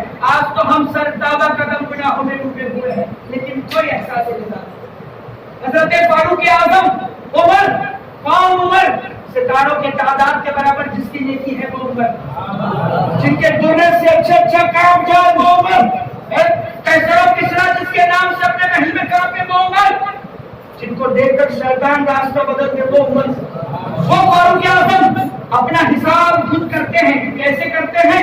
رات کو فاروق اعظم اپنا درہ, اپنا کوڑا اپنے پیر پہ مارتے ہیں اور پوچھتے ہیں بتا تو نے کیا کیا کیا, بتا تو نے کیا کیا کیا, بتا تو نے کیا کیا کیا. حضرت سیدنا احنف بن قیس روزانہ رات میں جلتا ہوا چراغ ہاتھ میں اٹھا لیتے اور چراغ کی جلتی ہوئی لو پر احنف بن قیس اپنا انگوٹھا رکھ دیتے, انگوٹھا جلتا رہتا اور وہ فرماتے جاتے اے نفس بتا تو نے یہ کام کیوں کیا, اے نفس بتا آج تو نے یہ کام کیوں کیا, اے نفس بتا آج تو نے فلاں چیز کیوں کھائی. ہے بھی آج ہم نے ایسا حساب کریں, گناہ کرنے کے بعد ہم اپنا حساب ایسا کرتے, ہم کیا حساب کریں گے؟ اللہ والوں نے تو اپنی زبان کا بھی حساب کیا, اللہ والوں نے تو اپنی زبان کا بھی محاسبہ کیا. یہ نہیں زبان ملی ہے تو بس بک بک کرتے رہیں, فضول باتوں میں وقت گزارے. امام غزالی بھائی کل قیامت میں لمحے کا حساب دینا, سیکنڈ کا حساب دینا ہے. سرکار امام غزالی رحمۃ اللہ علیہ نے منہاج العابدین میں ایک بزرگ کا واقعہ لکھا کہ وہ بزرگ مسلسل 40 سال سے رو رہے تھے. کوئی 4 گھنٹہ بھی روئے تو ہم کہتے بھائی 4 گھنٹے سے رو رہے ہیں, کوئی 40 سال سے رو رہا ہو تو بہت بڑی بات. 40 سال سے رو رہے وہ بزرگ, معاملات بھی ان کے ادا ہوتے ہیں, فرائض اور واجبات کی ادائیگی میں کوتاہی نہیں لیکن گریہ و زاری میں بھی کوئی کمی نہیں. 40 سال سے رو رہے تھے. 40 سال کے بعد آپ کے خادموں میں سے, آپ کے ساتھیوں میں سے کسی نے پوچھا حضور آج برسوں بیت گئے, آپ کو روتا ہوا ہم نے دیکھا, کبھی آپ کی گریہ و زاری میں کوئی کمی نہیں آئی, آخر اتنا کیوں رو رہے ہیں آپ؟ کیا یہ رونے کی کوئی خاص وجہ ہے؟ 40 سال سے آپ رو رہے, رونے کی کوئی خاص وجہ ہے؟ تو وہ بزرگ فرماتے ہیں ہاں معمولی سی بات پر مجھے رونا آ رہا ہے اور ڈر ہے کہ نہ جانے کل قیامت میں میرا کیا حال ہوگا. ایک معمولی سی بات پہ میں رو رہا ہوں اور ڈر ہے کہ کل قیامت میں میرا کیا حال ہوگا. اور غور کرنا کہ اللہ کا ولی اپنا حساب خود کیسے لیتا ہے. تو پوچھا حضور وہ کون سی وجہ ہے؟ تو وہ بزرگ فرماتے ہیں رونے کی وجہ یہ ہے کہ ایک دن میں اس راستے سے گزر رہا تھا جہاں میرے مرید کا مکان بنا ہوا تھا. توجہ, ایک دن میں اس راستے سے گزر رہا تھا جہاں میرے مرید کا مکان بنا ہوا تھا. میرے اس مرید نے اپنے مکان میں ایک کھڑکی بنائی تھی, تو میں نے اس کھڑکی کو دیکھ کر اپنے اس مرید کو بلا کر کے پوچھا کہ بھائی تو نے یہ کھڑکی کب بنوائی، کیوں بنائی، کس لیے بنائی؟ کیا پوچھا انہوں نے؟ ابھی کوئی ناجائز جملہ ہے؟ ناجائز بات ہے یہ کہ بھائی تو نے یہ کھڑکی کب بنائی یا کیوں بنائی؟ تو مرید نے مجھے جواب دیا، حضور جب سے یہ مکان بنا ہے کھڑکی بھی اسی وقت سے بنی ہے، اور یہ کھڑکی کو ہم نے اس لیے بنایا ہے کہ اس سے اذان کی آواز یا کچھ اور ہم کو سننے کو ملے، ایسے ہی کچھ گفتگو ہے۔ یہ کوئی ناجائز بات تو نہیں، یہ کوئی ناجائز جملہ تو نہیں تھا، لیکن وہ بزرگ فرماتے ہیں کہ رونا مجھے اس پر آ رہا ہے کہ بات ہونی تھی ہو گئی، مکان بننا تھا بن گیا، کھڑکی لگنی تھی لگ گئی، توجہ، مکان بننا تھا بن گیا، کھڑکی لگنی تھی لگ گئی، تو جتنی دیر میری زبان مرید سے مکان کا حال پوچھنے میں لگی، اگر اتنی دیر میں ذکر الہی کر لیتا تو آج میرا درجہ کچھ اور بنا۔ جتنی دیر میری زبان مرید سے مکان کا حال پوچھنے میں گئی، اگر اتنی دیر میں ذکر الہی کرتا تو میرا مقام آج کچھ اور بلند ہو جاتا، میرا درجہ آج کچھ اور ہوتا۔ اور رونا اس پر آ رہا ہے کہ کل قیامت میں اگر رب کریم نے اسی بات پر میری پکڑ کر لی کہ زبان ہم نے تمہیں اپنے ذکر کے لیے دی تھی، مرید کا مکان اور کھڑکی پوچھنے کے لیے نہیں دی تھی، تو بتاؤ اس وقت میرے پاس کیا جواب؟ بتاؤ اس وقت میرے پاس کیا جواب ہوگا؟ یہ اللہ والوں کا کردار ہے، وہ اپنا حساب خود کرتے ہیں۔ کیا آپ نے بھی کبھی اپنا حساب کیا؟ میں اپنے آپ کو مخاطب کر کے کہتا ہوں اللہ مجھے بھی اپنا حساب کرنے کی توفیق دے۔ دوستو، جب بھی گناہ کرنے کا ارادہ، جب بھی ہمارا نفس ہمیں گناہ کی طرف آمادہ کرے، وقت ہے نا، جب بھی گناہ کرنے کا ارادہ ہو اور ہمارا نفس ہمیں گناہ کی طرف آمادہ کرے تو ان 5 باتوں کو ضرور یاد کر لینا۔ ٹی وی دیکھنے کا من ہو تو یہ 5 باتیں ضرور یاد کر لینا۔ نماز نہ پڑھنے آؤ تو ان 5 باتوں کو ضرور یاد کر لینا۔ روزہ چھوڑ دو تو ان 5 باتوں کو ضرور یاد کر لینا۔ جھوٹ بول رہے ہو تو 5 باتوں کو ضرور یاد کر لینا۔ غیبت ہو، گانا سن رہے ہو، تھیٹر میں جا رہے ہو، شراب پی رہے ہو، جوا کھیل رہے ہو، کوئی بھی گناہ کی طرف اگر قدم اٹھے ان 5 باتوں کو ضرور یاد کر لینا جو ابراہیم ابن ادہم نے اپنے چاہنے والے سے کہی۔ کون ابراہیم ابن ادہم؟ یہ سلسلے چشتیہ کے مشائخ ہیں۔ حضرت ابراہیم ابن ادہم رضی اللہ تعالیٰ سلسلے چشتیہ کے مشائخ میں ہیں اور تاریخ السلطنت ہے، یعنی اپنے وقت کے بادشاہ تھے لیکن دنیا کو ٹھوکر مارا۔ اپنے وقت کے بادشاہ تھے، سلطنت کو ترک کر دیا، اور سلسلے چشتیہ کی ایک کوالٹی ہے کہ سلسلے چشتیہ میں 2 تاریخ السلطنت، سلسلے چشتیہ میں 2 تاریخ السلطنت ہے، اور اس پر بہت نور علی نور یہ ہے کہ ایک تاریخ السلطنت غریب نواز کے پیروں میں ہے اور ایک تاریخ السلطنت غریب نواز کے مریدوں میں۔ ایک تاریخ السلطنت غریب نواز کے پیروں میں، ایک تاریخ السلطنت غریب نواز کے مریدوں میں۔ یہ کوالٹی ہے سلسلے چشتیہ کی۔ غریب نواز کے پیر میں جو تاریخ السلطنت ہے وہ خواجہ ابراہیم ابن ادہم، یہ اوپر کے بزرگوں، خواجہ ابراہیم ابن ادہم، یہ غریب نواز کے اوپر کے بزرگ جو پیروں میں وہ تاریخ السلطنت، اور غریب نواز کے مریدوں میں جو تاریخ السلطنت ہے وہ مخدوم اشرف جہانگیر سمنانی ہے، وہ مخدوم اشرف جہانگیر سمنانی ہے۔ تو سلسلے چشتیہ میں ایک تاریخ السلطنت غریب نواز کے پیروں میں، ایک تاریخ السلطنت غریب نواز کے مریدوں میں، اور 2 تاریخ السلطنت کے بیچ میں خواجہ سلطان ہند بن کے چمک رہے۔ 2 تاریخ السلطنت کے بیچ میں خواجہ سلطان ہند بن کے چمک رہے ہیں۔ وہ کوئی اور سرکاریں ہوگی جو ہر 5 سال میں تبدیل ہوگی، ہمارا تو کل بھی ایک ہی راجا تھا، آج بھی ایک ہی راجا ہے، اور صبح قیامت تک کوئی نہیں۔ اگر ہندوستان کے مسلمان کے چہرے پر اسمائل ہے تو خواجہ کی چوکھٹ کا صدقہ، خواجہ کی چوکھٹ کا صدقہ ہے۔ کرسی پہ کوئی بھی بیٹھے راجا تو ہمارا، کرسی پر کوئی بھی بیٹھے راجا تو ہمارا خواجہ ہے۔ تو خواجہ کے دین حضرت سلطان ابراہیم ابن ادہم رضی اللہ تعالیٰ عنہ کے پاس ایک آدمی آیا، اور کہنے لگا حضور کوئی ایسی پدھتی بتاؤ, کوئی ایسی ٹرک بتاؤ, کوئی ایسا طریقہ بتاؤ کہ میں گناہ بھی کروں اور میری کرنا. آج بھی بہت سے لوگ ہیں جو پیر صاحب بھی ایسے ہی تلاش کرتے ہیں کہ حضرت بھی نماز نہ پڑھے ہم بھی نہ پڑھیں. کوئی ایسی ٹرک بتاؤ, کوئی ایسی پدھتی بتاؤ کہ میں گناہ بھی کروں اور میری پکڑ نہ ہو. تو آپ نے کہا ایسی بات؟ کہا ہاں حضرت. تو فرمایا سن, میری ان 5 باتوں کو مان لے, اس پر عمل کرے گا تو گناہ نہیں کرے گا تو پکڑ نہیں ہوگی. اس کے کان کھڑے ہو گئے, یہ تو بڑا علم بھی دے رہی ہے. وہ کون سی بات ہے کہ جس پر عمل کرنے سے گناہ بھی کروں اور پکڑ نہ ہو؟ حضرت جلدی بتاؤ. تو حضرت خواجہ ابراہیم ابن ادہم نے فرمایا کہ سن, جب گناہ کرنے کا ارادہ ہو, جب گناہ کرنے کا دل کرے نا, تو خدا کا دیا ہوا رزق مت کھا, کہیں اور سے لا کے کھا.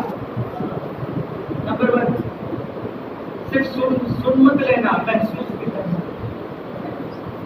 جب گناہ کرنے کا ارادہ ہو تو خدا کا دیا ہوا رزق مت کھا, کہیں اور سے لا کے کھا. تو کہنے لگا یہ تھوڑی ہو سکتا ہے, رزاق وہی ہے, کھلانے والا وہی, پلانے والا وہی, روزی دینے والا وہی, سب کو روزی وہی دیتا ہے, کہاں سے لا کے کھاؤ؟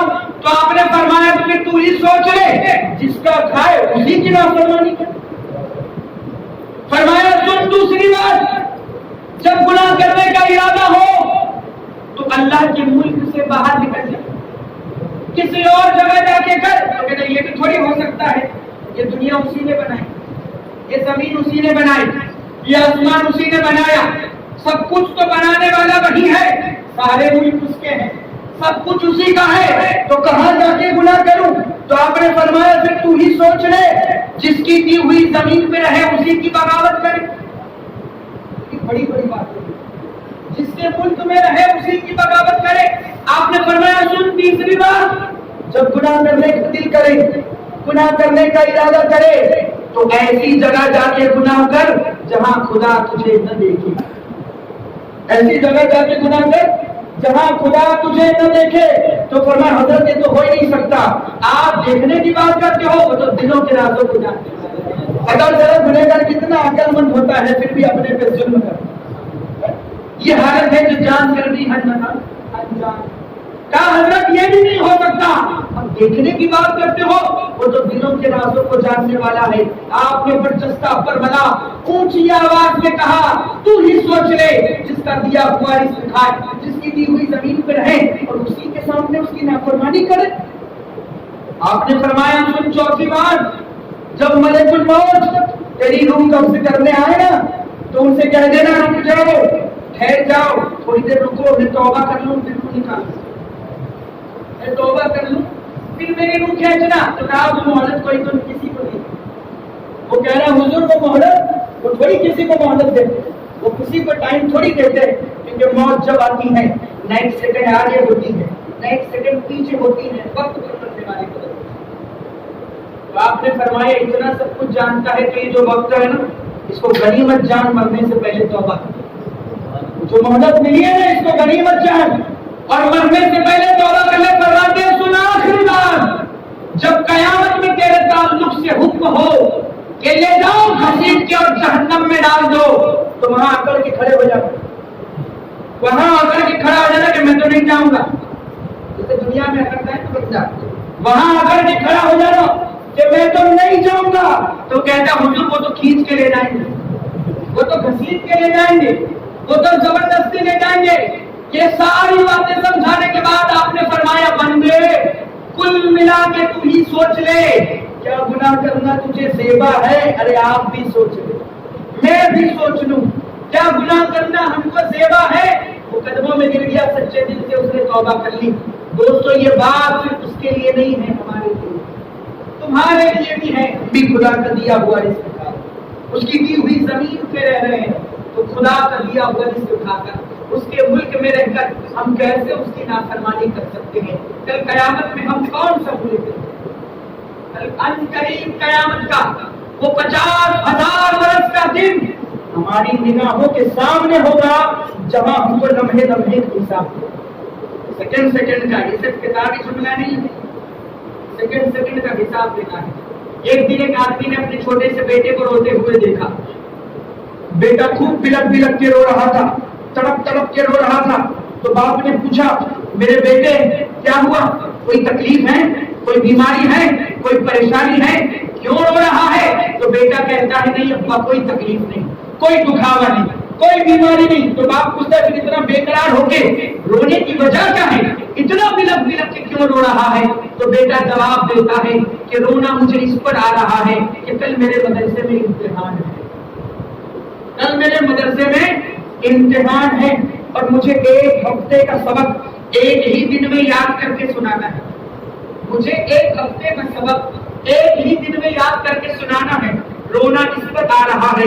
अगर सबक सुनाने में मैं कामयाब हो गया तो कबेहा, बहुत अच्छी बात, और अगर कामयाब न हुआ तो न जाने मेरा उस्ताद मुझ पे कितने डंडे बरसाएगा, न जाने मेरा उस्ताद मुझ पे कितने डंडे बरसाएगा। ये बच्चे की एक सादा सी बात थी, लेकिन बाप के दिल पर इतनी असर कर गई कि अब तक तो बेटा रो रहा था, अब बाप रोने लगा। अब बाप रोने लगा और बाप रोते हुए कहता है कि मेरे बेटे तू कितना खुश नसीब है कि तुझे एक हफ्ते का सबक याद नहीं और तुझे उसकी इतनी फिक्र है, लेकिन हमारी गफलत का आलम तो देख कि कल क़यामत में हमें भी बारगाह रब में हाजिर होना है और एक हफ्ते का नहीं, पूरी जिंदगी का सबक सुनाना है। अगर ये सबक सुनाने में हम कामयाब हो गए तो निजात हो जाएगी, और अगर कामयाब न हुए तो न जाने फरिश्तों का सुलूक हमारे साथ क्या होगा।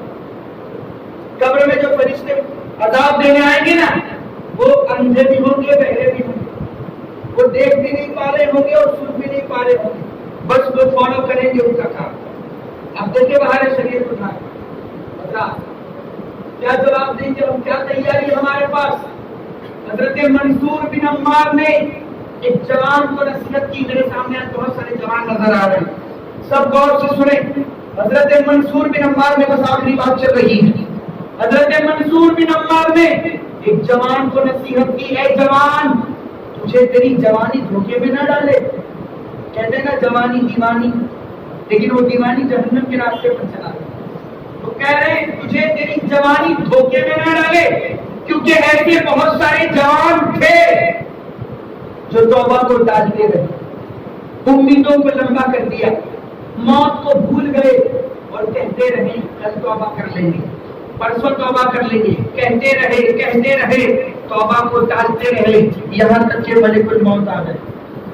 तौबा को टालते रहे, यहाँ तक के मलिकुल मौत आ गए और वो सारे जवान अंधेरी कब्र में जाके सो गए। न उनकी औलाद ने उनको कोई फायदा दिया, न उनके माल ने उनको कोई फायदा दिया, न दुनिया के किसी आदमी ने उनको फायदा दिया।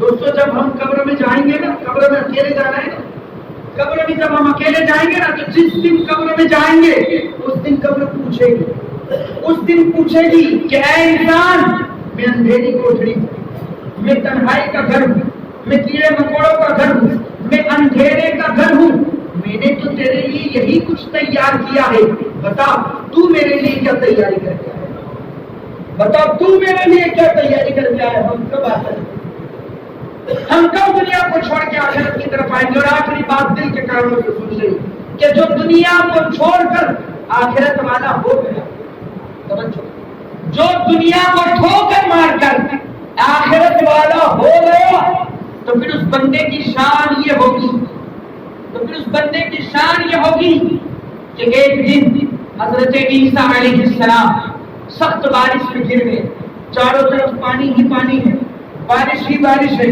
हजरत ईसा अलैहिस्सलाम पनाह तलाश करने लगे कि कोई पनाह मिले तो मैं बारिश से बच जाऊं। पनाह तलाश करते हुए आपको एक खेमा नजर आया। हजरत ईसा जब खेमे के करीब गए तो देखा एक औरत बैठी हुई है, वहां से वापस आ गए, वहां से वापस पलटे तो एक गार पहाड़ का नजर आया। पहाड़ के उस गार में गए तो देखा एक शेर खड़ा हुआ है। आप उसके करीब गए और शेर के जिस्म पे हाथ रखा और शेर पे हाथ रखकर हजरत ईसा ने फरमाया कि ऐ परवरदिगार आलम, ऐ रब्बे करीम, तूने हर चीज का ठिकाना बनाया है, हर चीज का ठिकाना बनाया है, मगर मेरा कोई ठिकाना नहीं है। बस आपका इतना अर्ज करना था کہ بارگاہ رب سے ارشاد ہوا کہ اے عیسیٰ تیرا ٹھکانہ میری رحمت ہے. اے عیسیٰ، اس سے بڑھ کر اور پناہ کیا چاہیے؟ اے عیسیٰ تیرا ٹھکانہ میری رحمت ہے. اور صرف یہی نہیں، آگے بھی ارشاد ہوتا ہے اے عیسیٰ میں کل قیامت کے دن اپنے دست قدرت سے پیدا کردہ 100 حوروں سے کلام کروں. حضرت عیسیٰ کو اللہ تعالیٰ نواز رہا ہے. اے عیسیٰ تیرا ٹھکانہ میری رحمت ہے. دیکھو وہ خیمے میں گئے تو عورت کی بات ہوتا ہے، پہاڑ کے گار میں بارش سے بچنے کے لیے گئے تو وہاں شیر تھے، واپس آ گئے تو عرض کرنے لگے مولا سب کا ٹھکانہ تو نے بنایا ہے، مولا میرا کوئی ٹھکانہ نہیں. تو مولا نواز رہا ہے اے عیسیٰ تیرا ٹھکانہ میری رحمت ہے. اور اے عیسیٰ سن، کل قیامت کے دن میں اپنے دست قدرت سے پیدا کردہ 100 حوروں سے تیرا عبد کراؤں گا. اور اے عیسیٰ تیری دعوت ولیمہ 4000 برس تک چلے گی. چھوٹی بات ہے. حضرت عیسیٰ کا مقام دیکھے قیامت میں، جب حضرت عیسیٰ کا یہ نوازش ہوگی رب کی ان پر، جب حضرت عیسیٰ کا یہ مقام ہے تو ہمارے بزرگ کا عالم کیا ہوگا. فقط اتنا سبب ہے، فقط اتنا سبب ہے انعقاد بزم محشر کا کہ ان کی شان محبوبی دکھائی جائے. کس کے اعمال کتنے ہیں، کون جہنم میں جائے گا، کون جنتی جائے گا، رب کو معلوم ہے. تولنے کی اس کو ضرورت نہیں، پھر بھی میزان قائم ہے. رب سب جانتا ہے کون جنتی ہے کون جنتا ہے، کس کا کیا عمل ہے، لیکن پھر بھی میدان محشر قائم ہوگا، میزان عمل ہوگا، اعمال تولے جائیں گے. یہ سب اس لیے فقط اتنا سبب مولا کو سب جانتا ہے، فقط اتنا سبب ہے انعقاد بزم محشر کا کہ ان کی شان محبوبی دکھائی جانے والی ہے. حضرت گرامی تو حضرت عیسیٰ کو حضرت عیسیٰ سے رب فرما رہا ہے اے عیسیٰ تیری دعوت ولیمہ 4000 برس تک چلے گی. اور ہاں یہ بھی بہت بڑی بات مولا فرماتا ہے سن، 4000 برس کا ہر دن دنیا کی زندگی کے برابر ہوگا. دنیا کتنی بڑی، کب اسٹارٹ اپ ہے، کب رہیں گے ہم بڑی ماں، ہر دن دنیا کی زندگی کے برابر. حضرت عیسیٰ کا یہ مقام میدان محشر، میدان قیامت میں، آخرت میں ہوگا. حضور کی کیا شان، سرکار کی کیا شان ہوگی. اے عیسیٰ کل قیامت میں اپنے دست قدرت سے پیدا کرنا 100 حوروں سے میں تیرا عبد کراؤں گا. اور تیری دعوت ولیمہ 4000 برس تک چلے گی. اور 4000 برس کا ہر دن دنیا کی زندگی کے برابر ہوگا. اور اے عیسیٰ سن، اے عیسیٰ ندا کرنے والا تیرے فرمان سے ندا کرے گا. اے دنیا سے کنارہ کشی کرنے والوں، اے دنیا کو چھوڑنے والوں، اے دنیا کو ٹھوکر مارنے والوں، اے دنیا سے نفرت کرنے والوں، آؤ آؤ اور زاہد اعظم عیسیٰ بن مریم کی شادی دیکھو. آؤ آؤ زاہد اعظم اور عیسیٰ بن مریم کی شادی دیکھو. سوچنے والی غور کرنے والی بات ہے. حضرت عیسیٰ کی دعوت ولیمہ 4000 برس تک چلے گی، جس میں 4000 برس کا ہر دن دنیا کی زندگی کے برابر ہوگا. اور اس دعوت ولیمہ میں انویٹیشن اسی کو ہے جس نے دنیا کو چھوڑا. اس دعوت ولیمہ میں انویٹیشن اسی کو ہے جس نے دنیا کو چھوڑا ہوگا. اس دعوت ولیمہ میں اسی کو بلایا جائے گا جس نے دنیا سے نفرت کی ہوگی، جو آخرت کی طرف دنیا کو چھوڑ کے آ گیا ہوگا. تو جانا ہے نا اس ولیمہ میں، جانا ہے نا ہم سب کو اس ولیمہ میں جو 4000 برس تک چلنے والا ہے. تو اگر اس ولیمہ میں جانا ہے، چھوڑو دنیا کو، آؤ آخرت کی، چھوڑو دنیا کو اور آؤ آخرت کی طرف. دنیا کو چھوڑ کر دنیا سے اکیلے ہو جاؤ، کیونکہ دنیا میں تم اکیلے ہی آئے تھے اور اکیلے ہی جاؤ، اکیلے ہی جاؤ گے بھائی. مولا علی فرماتے ہیں کہ بندہ دنیا ہی دنیا کر رہا ہے، دنیا ہی میں رچا پڑا ہے. بندہ دنیا کر رہا ہے، دنیا ہی میں رچا پسا ہے، اور اس کو معلوم بھی نہیں کہ مارکیٹ میں اس کا کفن آ گیا. ہمارے مرنے سے پہلے دکان پر ہمارا کفن پہنچتا ہے. آج بھی کی وہ رات ہے کہ ملک الموت کو آج وہ لسٹ مل جائے گا. شب برات ہی کی رات میں ملک الموت حضرت اسرائیل کو وہ لسٹ ملتا ہے کہ اگلے شعبان تک، اگلی 15ویں شعبان تک کس کی روح کھینچ نہ جانے کس کا نام ہے. کتنوں کا پتا نہیں کس کا کفن آ گیا، کیونکہ کوئی کفن ریپیٹ تو نہیں ہوتا نا. सब फ्रेश पहन के जाते हैं। तो मौलाए कायनात कहते हैं बंदा दुनिया ही में पड़ा हुआ है, दुनिया ही में रचा बसा है, उसको मालूम भी नहीं दुनिया में उसका कफन आ गया है। हमारा कफन दुकानों में पहुंचे उससे पहले हम तौबा करें।